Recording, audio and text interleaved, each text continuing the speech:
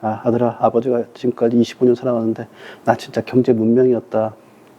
그래서 이 경제 문명이기 때문에 그 퇴직이라는 걸 당하는 순간에 이 사회적 죽음을 맞이하는 거다. 그래서 너는 경제 문명이 되지 않도록 경제 공부를 해라. 그래서 경제 공부를 할 수 있는 사람이 누군지 네 주변에서 찾아라.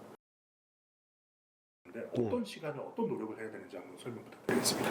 그러니까 저처럼 하시면 돼요. 가장 평범한 일을 해야 돼요. 그러니까 직장에 다니고 있으면 직장 일에 열심히 하셔야 돼요.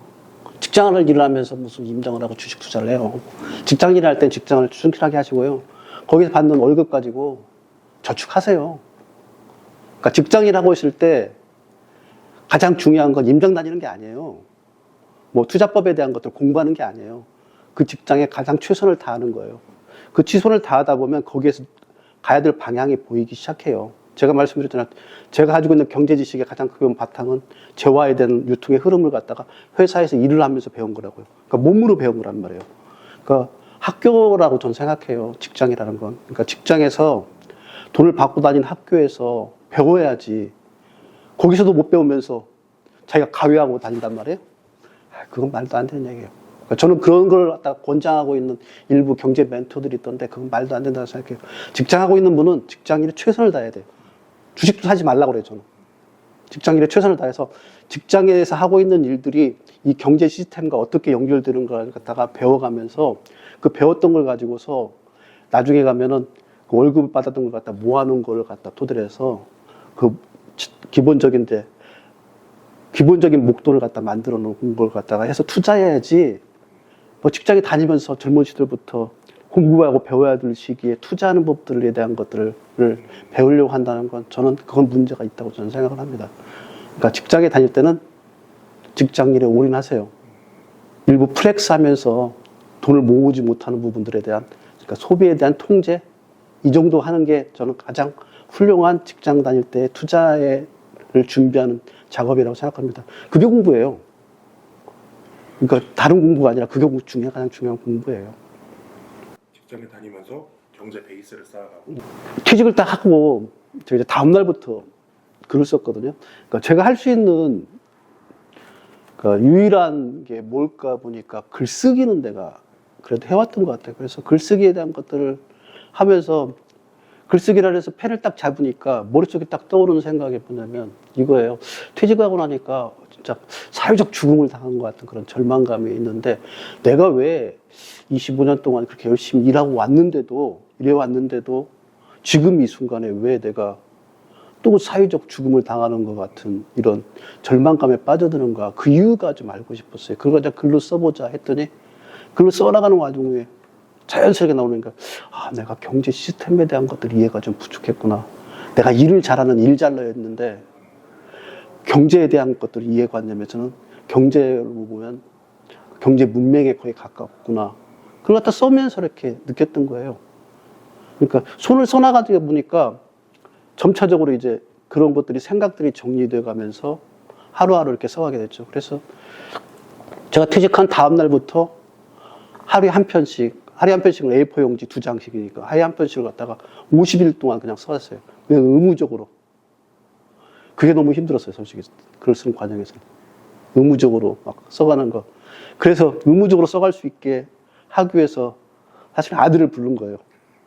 그러니까 써가다가 막히면 아들아 한번 불러오면 내가 아들한테 하고 싶은 얘기가 뭐였지 이게 머릿속에 좀 떨어져요. 그래서 아들에게 편지를 썼던 가장 큰 이유는 쓰다가 막히니까 아들 이름을 불러가면서 아들한테 내가 해주고 싶은 얘기가 무엇일까, 경제 관련된 얘기, 인생 관련된 얘기가 무엇일까를 갖다가 내 스스로 갖다가 리마인드 시키게 하는 작업을 해서 아들아 했고요. 그게 그렇게 쓰다 보니까 아들아 시리즈로 쓰면 좋겠구나. 그래서 아들아 돈 공부해야 된다, 아들아 부동산 공부해야 된다, 아들아 돈 공부는 인생 공부였다, 이렇게 세 편의 책을 갖다가 시리즈로 그냥 자연스럽게 나와버린 것 같아요. 뭐 작가가 얼떨결에 작가가 된 것 같습니다.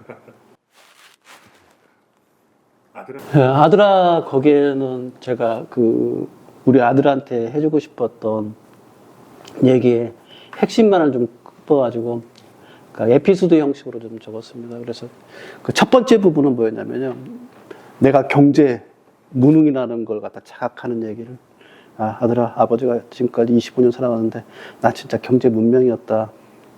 그래서 이 경제 문명이기 때문에 그 퇴직이라는 걸 당하는 순간에 이 사회적 죽음을 맞이하는 거다. 그래서 너는 경제 문명이 되지 않도록 경제 공부를 해라. 그래서 경제 공부를 할 수 있는 사람이 누군지 네 주변에서 찾아라. 책에서 말고 대학 교수들 아니면 경제 전문가들이 아니라 네 주변에서 실질적인 멘토 역할을 할 수 있는 사람 찾아보라.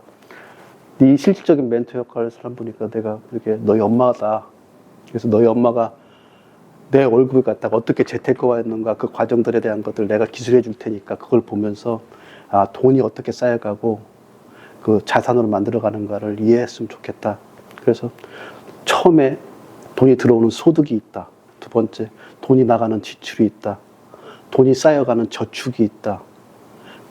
그다음에 돈을 쌓여간 저축 이외에 나머지 이제 목돈을 만들기 위해선 남의 돈을 빌리는 대출이 있다. 그리고 이걸 다 모아서 목돈 가지고 투자하는 돈을 불리는 투자가 있다. 그래서 이 5단계 통로에 대한 것들을 세세하게 기록해주는 그런 형태의 책을 갖다가 1편에 썼고요.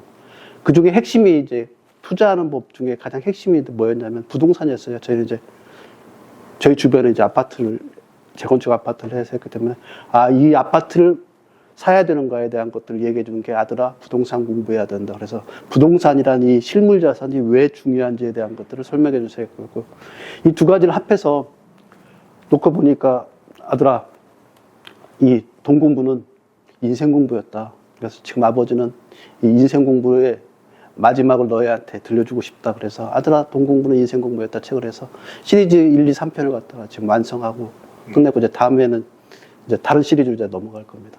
현재까지 아들아 시리즈에 주로 담겨 있는 내용이 지금 제가 얘기했던 그 부분이에요. 감사합니다. 네. 그러니까 저희 아들 또래들한테 얘기하는 것 중에 당부하는 게 3가지가 있어요. 지금 현실에 처해 있는 모든 상황들, 지금 너한테 주어진 모든 상황들이 눅눅치 않고 너무나 가진 것도 없어서 비참한 지경이 이런다고 그러면 우선 3가지를 해라. 첫째, 아침에 일찍 일어나라. 너 5시에 일어나라. 5시에 일어나서 하루의 소중함을 너가 좀 깨닫는 것부터 해라. 그 얘기를 해주고요. 두 번째 부분은 푼돈이라도 벌어라. 그러니까 너가 아르바이트를 하든 네 몸을 해서 네 노동을 제공해서 네 시간을 제공해서는 푼돈을 벌어봐라. 작은 돈이라도 상관없다. 그 푼돈을 벌어봐라. 그리고 3번째 부분은 작은 돈이라도 저축해 한번 해봐라. 이 3가지만 너가 내 말 듣고 3년만 한다 그러면 너는 아마 새로운 변화된 새로운 너를 만나게 될 것이다. 저 이 얘기를 해주고 싶어요. 그대로.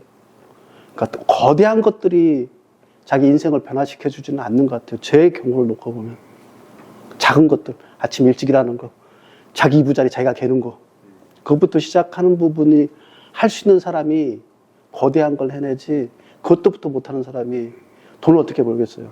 돈이라는 거 얼마나 이건 위험한 짐승인데 그 짐승을 어떻게 길들여요. 자기 자신도 길들이지 못하면서. 그래서 아침에 일찍 일어나는 부분, 그러니까 작은 돈이라도 벌어보는 소득에 대한 경험을 해보는 거. 한 푼이라도, 그러니까 100만 원을 벌었으면 10만 원이라도 저축해보는 저축에 대한 경험들을 갖다가 해나가는 것부터 시작해라. 그러면 달라진다. 그걸 하고 난 이후에 자기 힘들다는 얘기 하소연하고 변화할 수 없다는 그런 좌절감 얘기했으면 좋겠다. 저희 아들한테 그렇게 얘기합니다. 물론 이렇게 얘기했을 때 우리 아들이 반응은 눈빛은 안 좋아요. 당연히 안 좋죠.